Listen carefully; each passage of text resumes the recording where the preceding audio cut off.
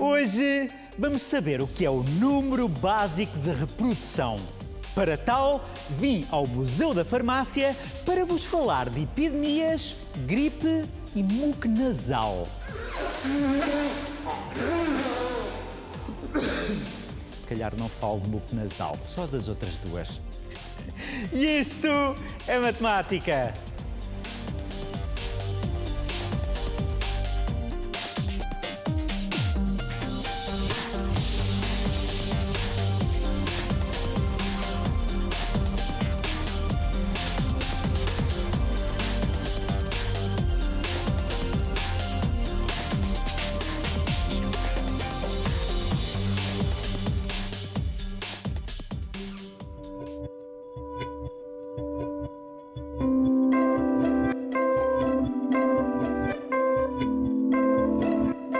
Olá, bem-vindo!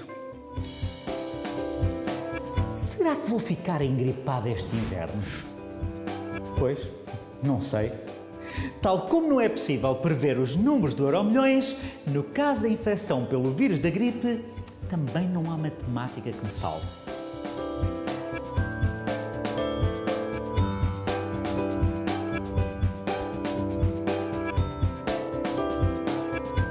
Apanhar o vírus da gripe é essencialmente uma questão de sorte, ou acaso. Não sei se me vou cruzar com alguém gripado, ou se tenho os anticorpos corretos para a estirpe em questão, ou se a gripe acasala com a minha rinite e decidem fazer ninho nos pelos do meu nariz. O acaso tem destas coisas, tudo pode acontecer. O resultado do lançamento de um dado é impossível de determinar. Já se lançarmos um dado 6.000 vezes, posso dizer com toda a certeza que é muito provável ter saído a face com uma pinta cerca de 1.000 vezes. Da mesma forma, embora não seja possível prever se um indivíduo específico vai ser contagiado pelo vírus, é possível prever a propagação do vírus como um todo.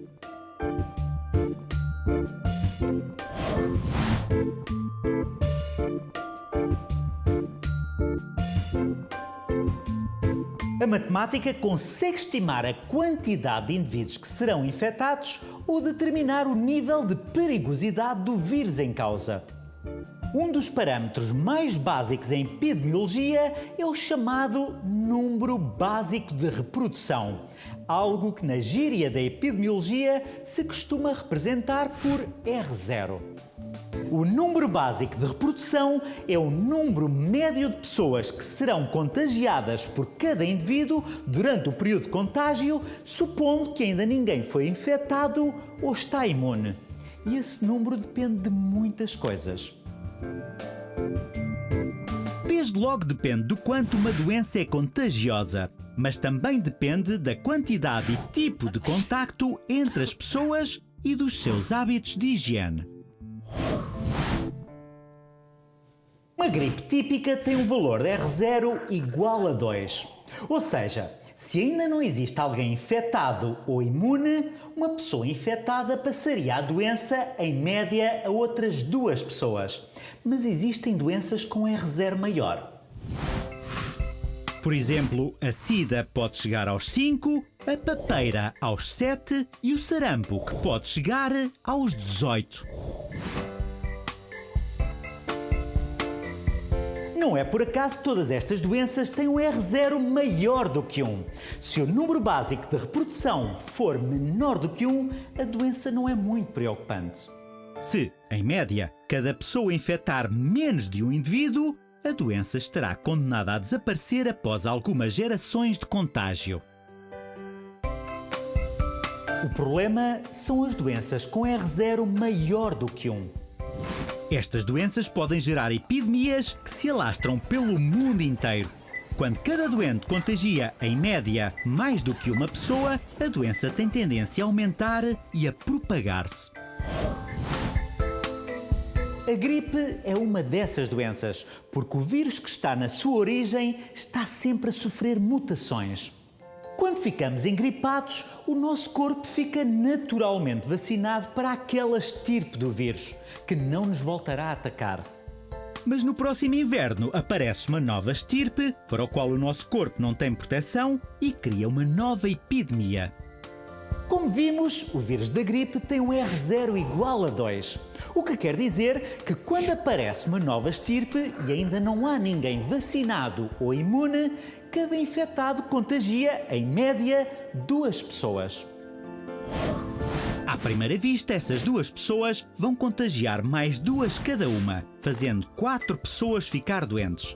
Cada um desses 4 contagia mais 2, ficando 8 de cama. Depois 16, depois 32, dando origem a esta sucessão de infectados.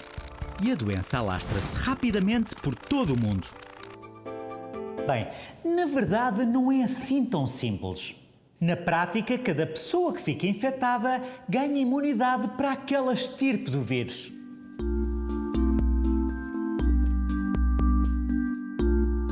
No início, cada pessoa contagia, em média, 2 indivíduos. Mas com o passar do tempo, o número de pessoas que já foi contagiada e que ficou imune vai aumentando. Assim, numa fase posterior, onde, por exemplo, metade das pessoas já foram infectadas e estão, portanto, imunes, essa pessoa só vai contagiar, em média, 1 indivíduo. Ou seja, a doença tinha cada vez mais dificuldade em progredir. Na prática, o que se faz é dividir a população em grupos. O grupo dos suscetíveis, que é composto pelas pessoas que nunca contraíram a doença. Como não estão imunes, é possível que fiquem doentes no futuro. Quando uma destas pessoas contrai a doença, passa para o grupo dos infectados. Este é o grupo que está, no momento, a contagiar outros suscetíveis. Conforme vão recuperando da doença, estas pessoas vão passando para o grupo dos recuperados. Estes estão safos, já passaram pela doença e, portanto, estão imunes. Ao longo do período de uma epidemia ou pandemia, a quantidade de pessoas em cada um destes grupos vai se alterando. No início são todos suscetíveis, mas a pouco e pouco os outros grupos vão sendo ocupados. Esta é uma das equações mais básicas em epidemiologia. Bem, na verdade são várias equações entrelaçadas. Chama-se modelo SIR e descreve o número de pessoas em cada um destes grupos ao longo do tempo. Estas equações, quando afinadas para uma doença em concreto, permitem, por exemplo, prever os dias de maior afluência aos serviços de urgência ou o número de pessoas que será contagiada durante uma epidemia. Equações poderosas.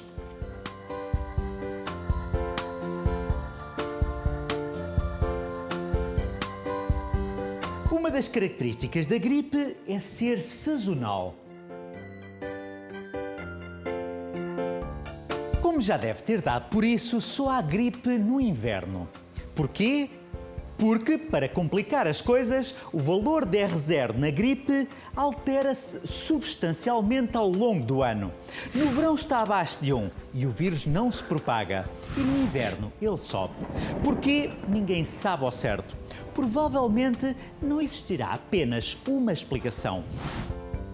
Outra aplicação onde utilizamos o modelo SIR é no estudo do efeito de introdução de vacinas. Na prática, a vacina transfere algumas pessoas do grupo dos suscetíveis diretamente para os recuperados, o que altera a dinâmica da doença e dificulta a sua propagação. É devido aos programas de vacinação generalizada que Portugal não tem epidemias anuais de sarampo, papeira e rubéola. E agora vão para dentro e não se constipem. E isto é matemática!